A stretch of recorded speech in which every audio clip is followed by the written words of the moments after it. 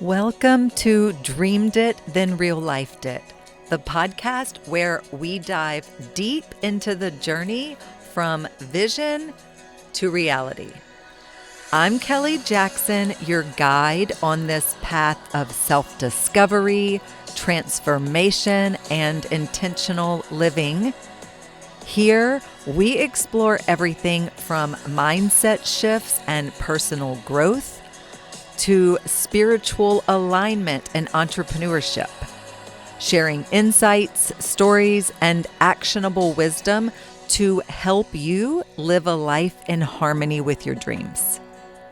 Every episode will dig into what it means to not only dream big, but to actually consciously create the life you envision. Let's turn your dreams into real life.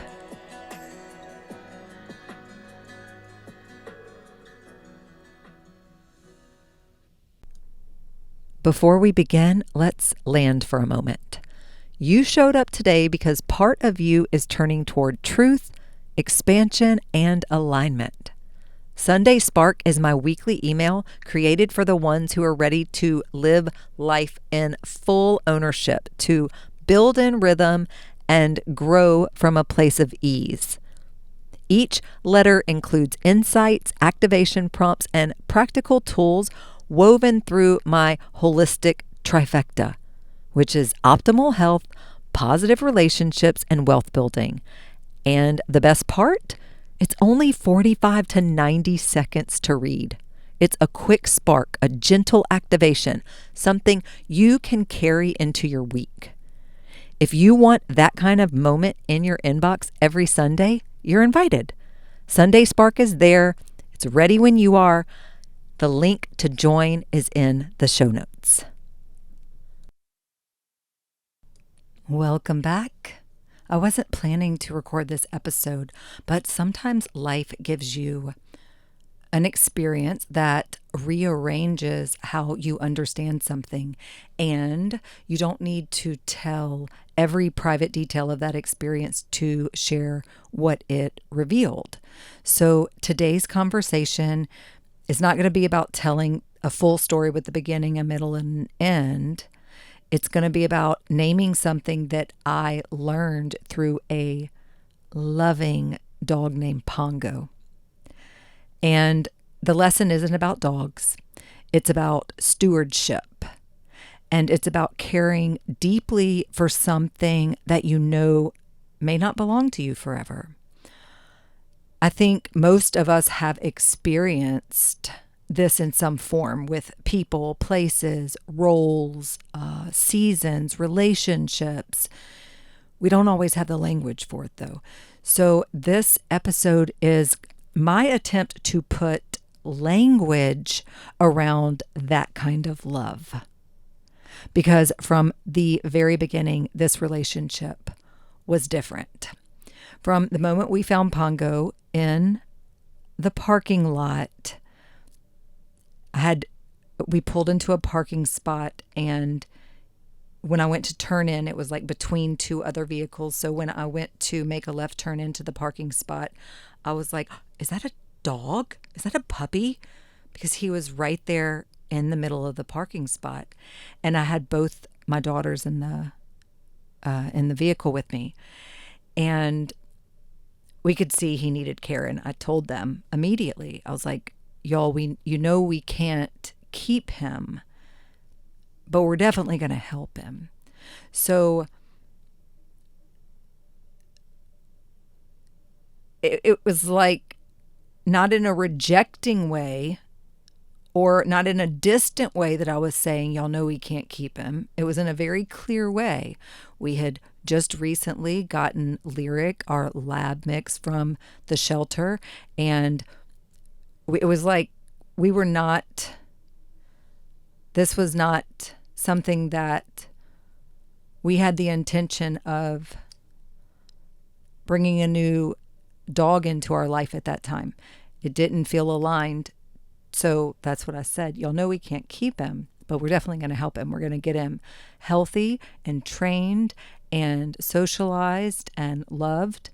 and then we're going to find him a home. He was someone that we had encountered. He was someone that needed care. He was someone who had entered our life unexpectedly. And sometimes when something enters your life like that, the role isn't ownership, it's guardianship. And it's being the person who shows up during a chapter.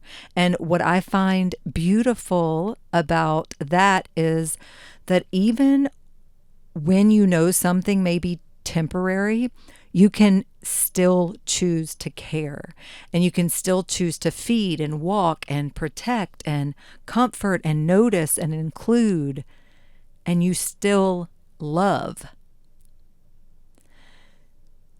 When we found Pongo, you could tell he was a puppy, and someone had him at some point because he had a collar on his neck, but that collar was put on when he was much younger and much smaller, and he had grown so much that the collar was like embedding into his neck at this point, and like you could not even, fortunately it was one of those, I guess like a nylon collar that has the little plastic buckle that if you like press the top and bottom at the same time, it kind of pops open, because you couldn't get anything under there like to try to cut it off or get it off any other way.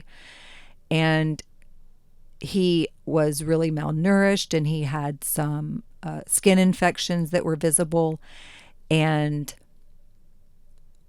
we took him to the vet right from there, and the indentions on his neck lasted for nearly a month, and he ended up having heartworms, which of course we healed him from that, and then all the whatever was causing his skin irritations and things like that. But instantly that was what was going on with his health and his appearance. But he was so sweet from the very first second. He was adorable and so cute. And we found out that he was 7 months old when we took him to the vet. So when we found him, he was 7 months old. And our first impression of him was just innocence. I think he just looked he was just there, and it was like we were meant to find him. I mean, he was just right there. You couldn't miss him. And he was just sitting there, and he instantly came to us. He was very friendly, very sweet, and pretty chill, and that ended up being his personality for the 3.5 years that we had him. But those were the decisions that we had made early on, that we were going to do all those things, get him healthy. Now, the heartworms, that's a little bit more of a lengthy process for treating the heartworms. And first off, they didn't know. They said that you'll have to come back in 6 months to have them rechecked because it might not show up, type of thing. And they were right. It didn't show up the first time, but the next 6 months it did. So then we began the treatments for the heartworm. And his health never seemed affected by it. He always had a really adorable personality, and he slept most of the day, but he liked to romp around, and he liked his zoomies. He liked to play with the rope and that kind of stuff. He had to get his energy out, and he had a lot of energy but then he would be happy laying in front of the fireplace, and the rest of the time. But he was great. So Lyric, the dog that we already had, and Pongo, they got along really well. Pongo was much smaller. He was only, I think, around 26 pounds when near the beginning, and he ended up being 66 pounds. So, he grew a lot.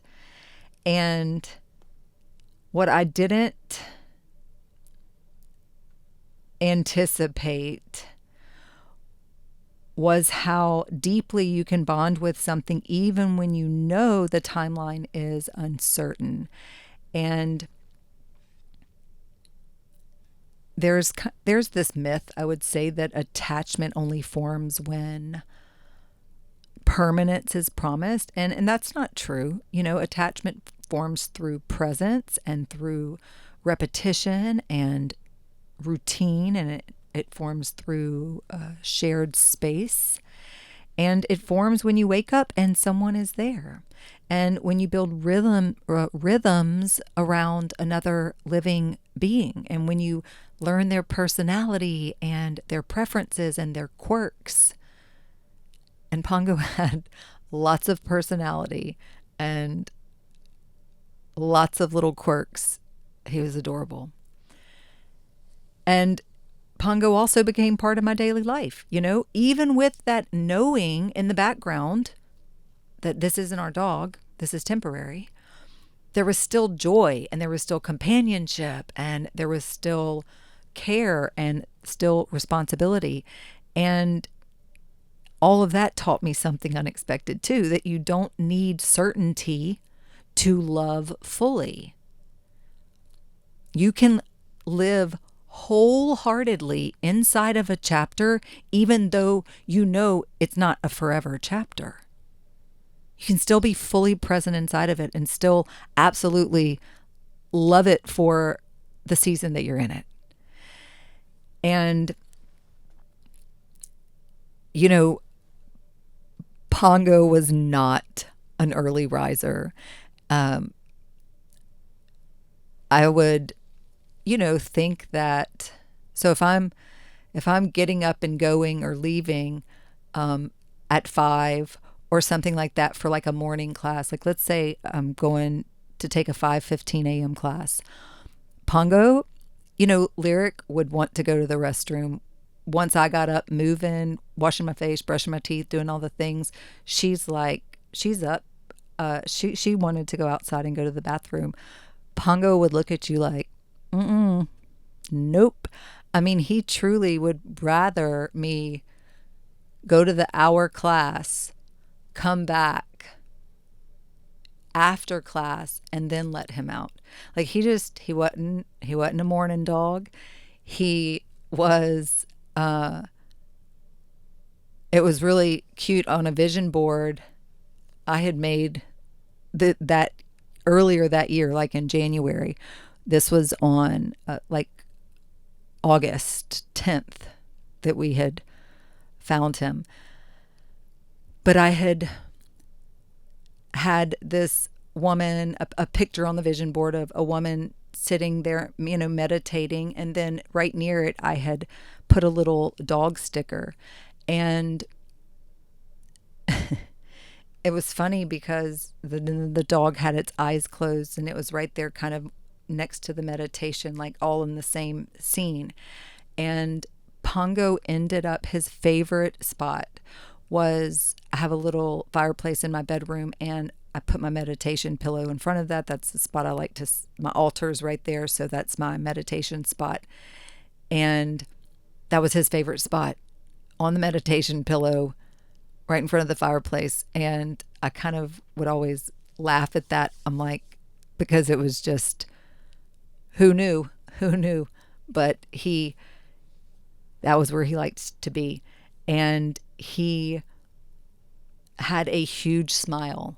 It was like the cutest, and he was really solid, short little legs, this really solid muscular body. And he was just usually one ear up, one ear down, with this big, goofy, silly, adorable smile. And he wasn't a licker, but he liked to nuzzle. He liked to give you little he wouldn't lick your face. He just liked to come put his little cheek by your cheek. And it was so sweet. So he definitely gave a lot to me emotionally. He was a sweet, sweet, sweet dog. He loved belly rubs. He was adorable. He was friendly. He wasn't a high stress dog. He wasn't an anxious dog. His energy was very grounding. His energy was very calming. His energy was he was sweet. He was just really, he had a really cute personality. And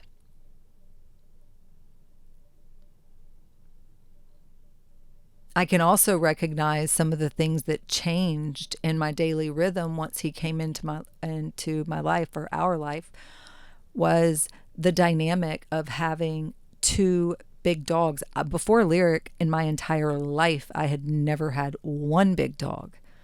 Harley, my little dog I had before Lyric, we had both of them at the same time for a couple years, but Harley, who lived to be 17 and a half, and oh my gosh, I could do a whole episode just on Harley alone and what that sweet little angel baby, all the lessons and insights that he gave. But Harley was like 5.5 pounds. You know what I'm saying? So to go and then all of a sudden have these 60 plus pound, 66 plus pound dogs, it was a big difference. And then going from having one to having two, I realized that, not at first, but like later, like actually after releasing Pongo, that I had energetically, like that there was more dog mass in my house than me, that I was out mattered by dog, outmassed by dog. And I wasn't even consciously aware of that. Like I hadn't even made that realization all until Pongo ended up going to his forever family. And then once I released him, I was like, oh my God, because things felt really different. And we'll get into that later. But it was like, wait, so what changed was managing the energy of two big dogs, of more dog than me. You understand what I'm saying? So like that changed. And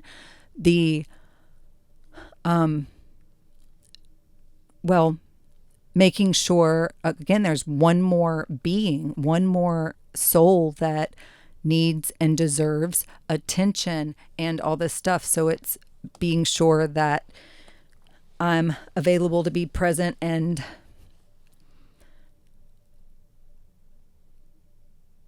just to be available for this other dog. It was a lot. So, and then that's where the lesson started unfolding, and not in what happened, but in what it meant.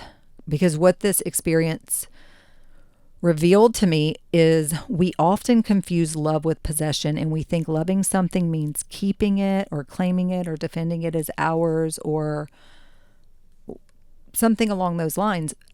But stewardship is a different kind of love, because stewardship says, all right, I'm going to care for this while it's mine to care for.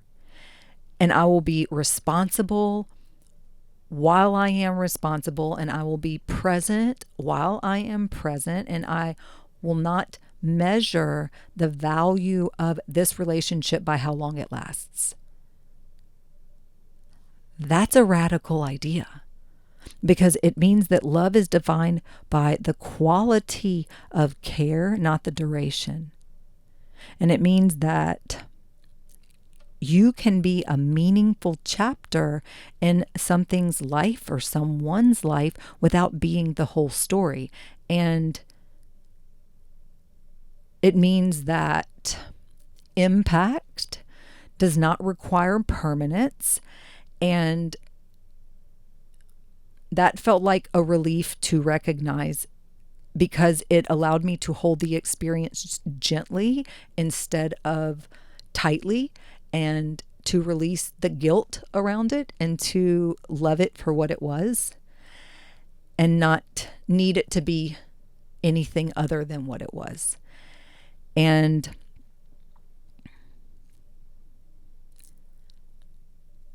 I feel like there were many moments that I realized this throughout the journey with Pongo.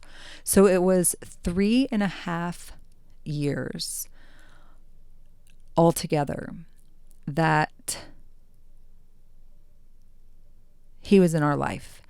And initially, there was something that had happened in my life about a month before Pongo came into our life that pretty much, it was a big game changer type of situation. Like, it was a life changer type of situation.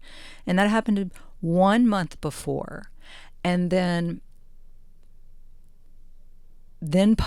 we find Pongo, and it's like, okay, this is the plan. We're going to get him healthy, get him socialized, get him trained, love him, find him a home. And I'm thinking, like, at the time when we found him, my timeline was thinking like, oh, this will be like 2-3 months. I wasn't sure, but that's kind of what I was thinking in my mind. And then we took him to the vet. They indicated that, the heartworms may take 6 months, but still I was like, well, at the most 6 months, or you just disclose this to whoever may be wanting to adopt him. And then 2 days after we found Pongo, something happened, one of those like your life gets flipped upside down type of situations. That happened. And then it was like, oh my gosh, I just brought this dying puppy into our lives, and now my life just got flipped upside down. And so it was, for the next 18 months, my attention was being directed and moved and focused towards this, this situation and my life and what all it was requiring of me. And so Pongo's health and wellness was prioritized, yet he just fell into the rhythm of our life. Going through the process of finding him a forever home, the adoption processes, whatever was involved, I did not have space in my life at that time to focus on that. So plus he was amazing. He's great. He's wonderful. And the heartworm thing did end up taking a little longer when it came back positive. So we had to treat that anyway. So you understand what I'm saying? So for like the 18 months, let's just say everybody was healing and we were just all healing together. And then I think this next moment of realization, because at first it was like, you're like, okay, what is this teaching me? We bring this dying dog into our life, and then your life gets turned upside down 2 days later. So now you got these two things. So the first realization was that, okay, because he's so amazing, sweet, such a companion, such a grounding, sensitive, emotionally intuitive little guy, that, okay, he was placed in our life at this time for a reason, to be this just innocent source of unconditional love at a time when, maybe everybody in the family needed it.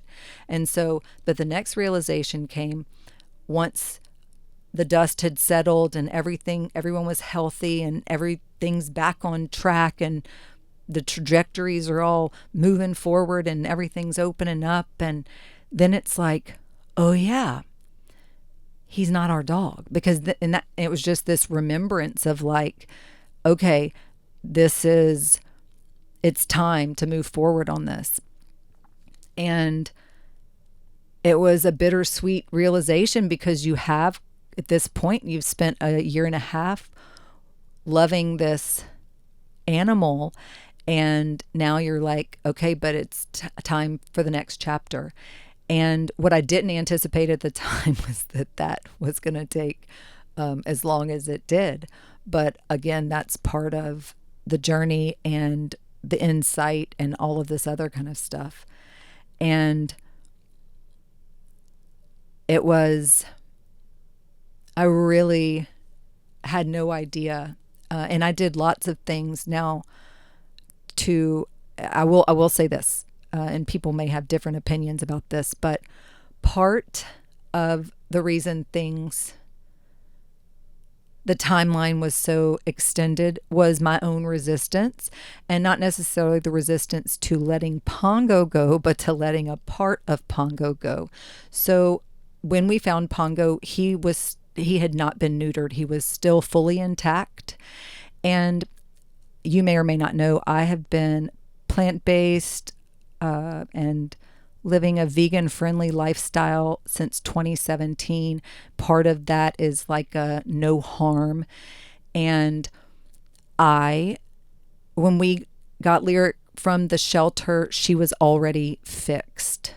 That was like, she just already was. There was nothing, I didn't have any part of that. When we found Pongo on the street, he wasn't.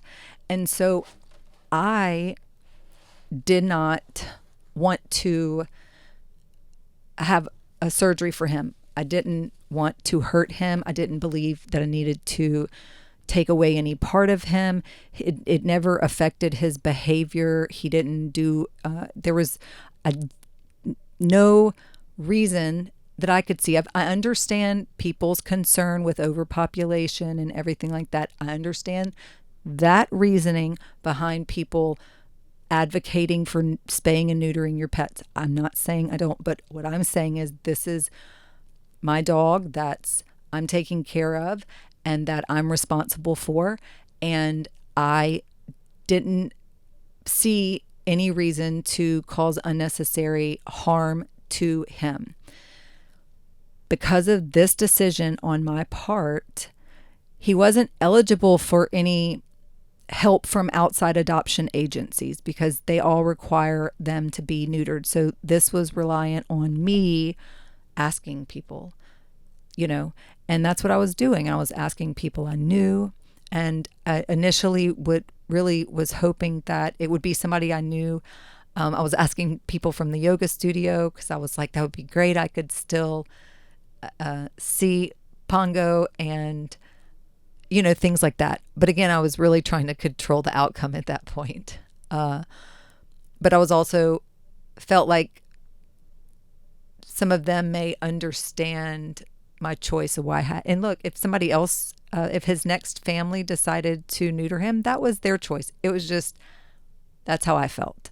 That's my values, and I didn't want to do it. Eventually, and I'd ask lots of people. I would ask people who owned companies who had 75 employees working for them, like, can you ask your people if there's anybody interested? I mean, I was doing my best, and that eventually I got to that point once I had wasn't having any luck just individually asking people. Then I was asking people that I really trusted who owned businesses or had staffs or teams, like, could you see if there's anybody, on your team that is looking for a dog. And then ultimately I was like, okay, I'm going to have to try something different. And so I went ahead and scheduled his surgery. I made peace with it. I realized that I could be keeping him from his destiny, and that this was, 10 years ago, I wouldn't have even thought twice about doing it. And so I just went ahead after, reflecting on it, journaling on it, meditating on it, just making peace with it without feeling guilty.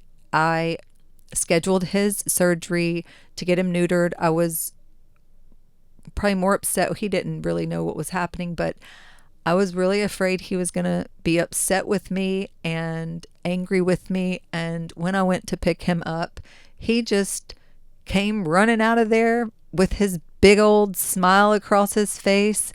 And he seemed so unbothered. And I was like, okay, wow. He was loving on me. It was, he didn't act like anything had changed, meaning in his feelings towards me. And that felt like relief. And, I had communicated to him ahead of time why we were making this decision and that it was important so he could align with his forever family. But yeah, it was actually a really difficult choice for me to come to arrive at and to move forward with. Ultimately, of course I did. But guys, it took me, I guess, close to 2 years to make that decision.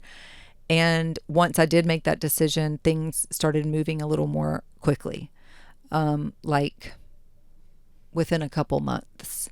So yeah, that was good. And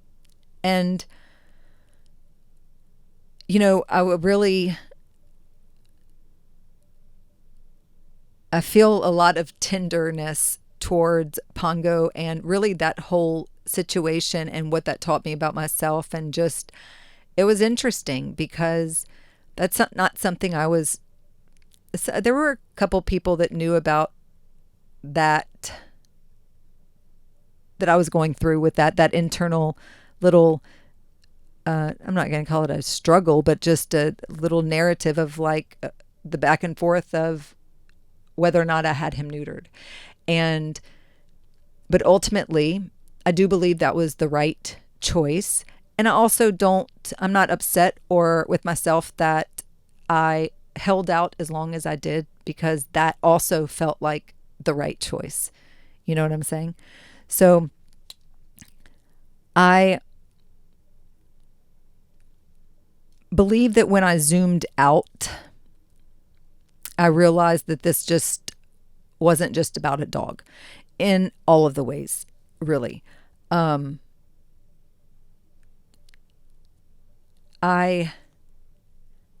Most of us have been stewards before. Okay, maybe you were a steward of a child in your classroom, or a client in a season of growth, or a friend going through a hard time, a relationship that was meaningful but temporary, a home you lived in for a chapter, a version of yourself that you carried through something. We move through life holding and releasing chapters all the time, but we don't often honor stewardship as a legitimate form of love. And we treat temporary things like lesser things. But some of the most meaningful experiences in our lives are temporary. And their temporary nature does not diminish their impact. If anything, it heightens it, because it matters while it's happening. And again, when I zoomed out, I can see that this idea of stewardship is not new to my life. It did not start with Pongo. It has been present in so many of the chapters that I've lived through. I didn't have language for it at the time. I have moved through businesses that I built with my whole heart, that I have poured myself into, I've learned from, and then eventually released.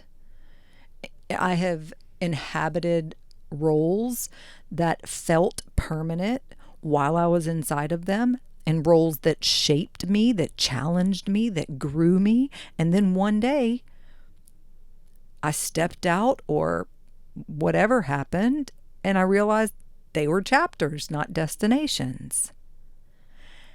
I have lived inside of spaces that held entire seasons of my identity, and places where friendships formed, where ideas were born, art was created, laughter, echoed. And then time moved and circumstances shifted, and I walked out carrying what those spaces gave me, even though I no longer lived inside of them. And none of these chapters, none of those chapters, none of it was wasted, guys, because they ended. None of it was wasted because it ended. None of them were less meaningful because they were temporary. And in fact, when I look back and think of the temporary nature of those seasons, I think that is it's part of what makes them so vivid, is that because when something is not guaranteed forever, presence becomes more intentional. And you notice more and you appreciate more and you can participate more fully. And you understand that you are inside of a moment that matters. And that is what stewardship feels like to me now. It's the understanding that sometimes your role in a story isn't to keep something, it's there to care for it. It's to care for it while you're there, and to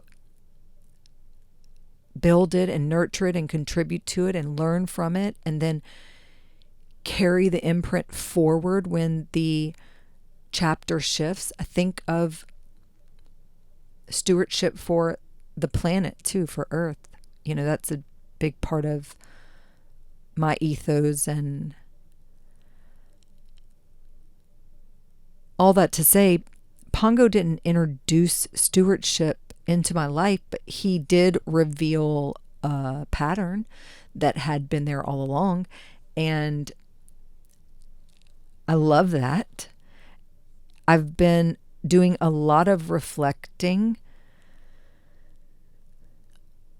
Really, I was going to say since he flew out, since he went to be with his forever home, but prior to that, I had about 3.5 weeks of a notice from the time I found out there was a family for him, and that and the date that he would be transported to be with the family.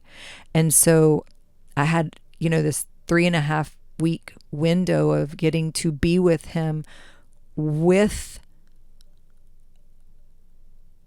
a date, because it had just all been it was uncertain for years. Our timeline was uncertain for 3.5 years, and all of a sudden we had certainty on the closing of our relationship.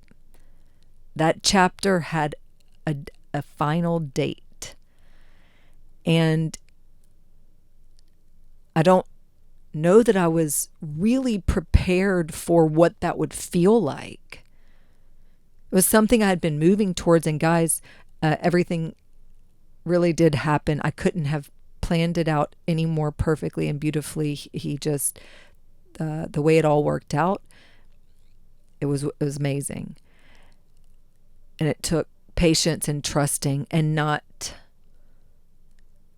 doing something that was ultimately not aligned with my values out of desperation or out of fear or panic or something, and trusting that stay the course, stick with it, raise your standards, keep them there, and trust that it will all work out. And it did, and it worked out even better.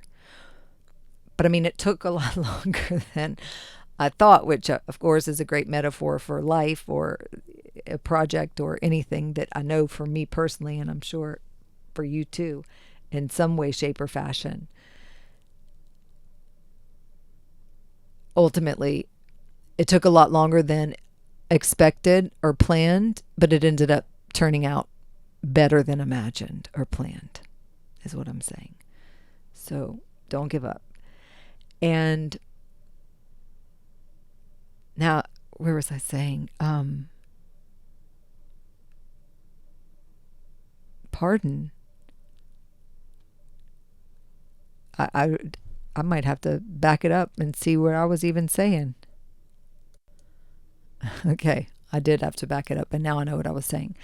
So I was talking about having that date. So once I got the date, 3.5 weeks. So I wasn't really prepared because for 3.5 years, I had known it was temporary, but I didn't know when it was going to end.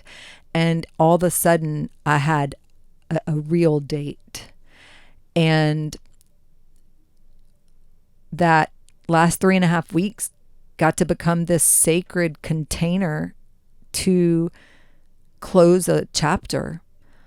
And all of the introspection and there was just a lot happening. And ultimately, the question becomes, how do we live inside stewardship with grace? And I had a lot of time to reflect on that. And if you find yourself in a season of stewardship, caring for something or someone that you may not hold forever, here is what I want you to remember.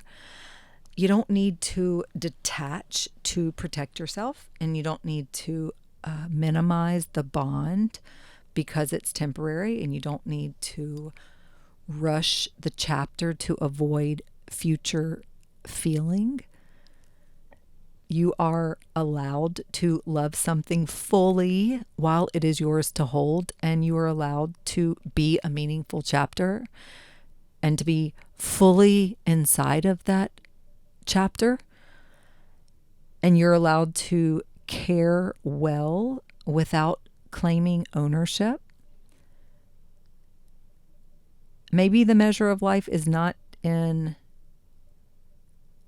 how many things we keep, it's in how many things we care for well while they're in our hands.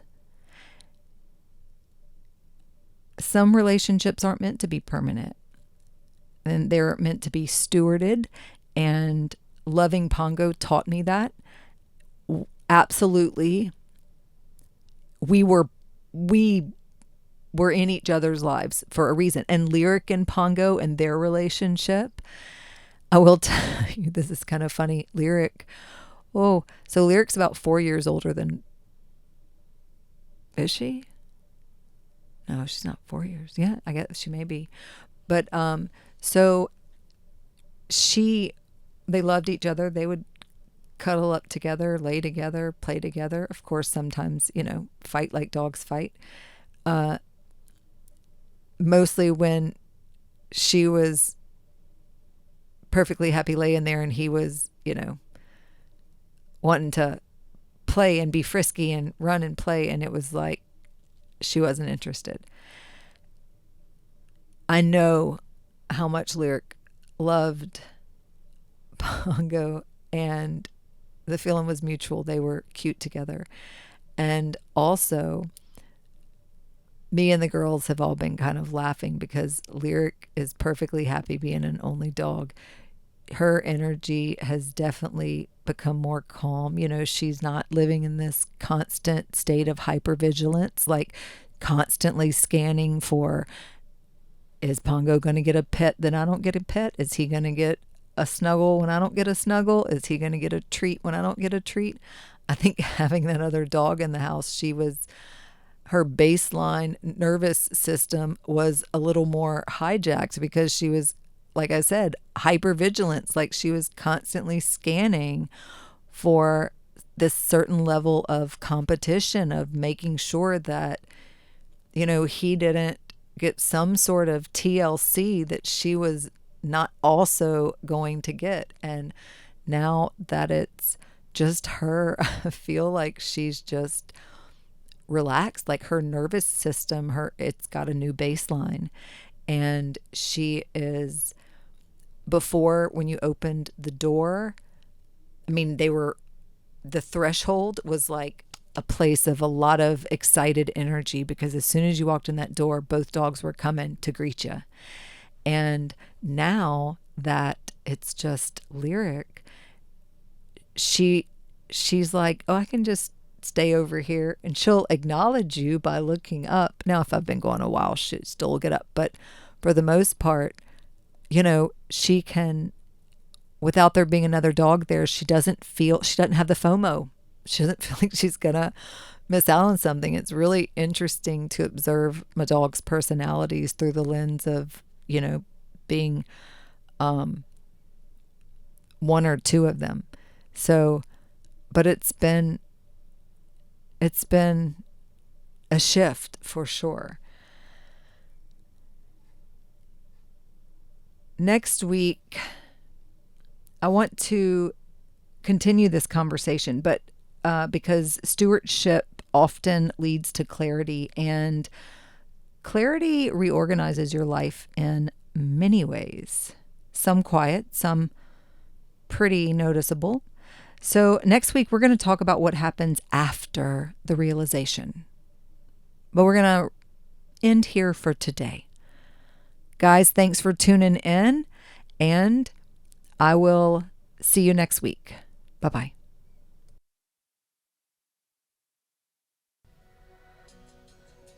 Thank you for tuning in to Dreamed It, Then Real Lifed It. I hope today's episode sparked something powerful within you. Remember, every step you take towards your vision counts, no matter how small.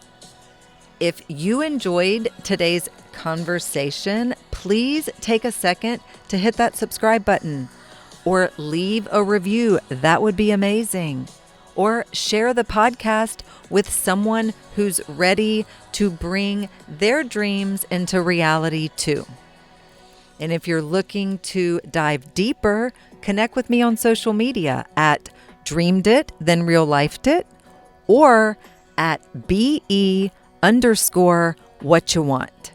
Or visit dreameditThenRealLifedIt.us for more resources on aligning your life, business, and dreams. Until next time, keep dreaming and keep manifesting your dreams into real life. Love you, friends.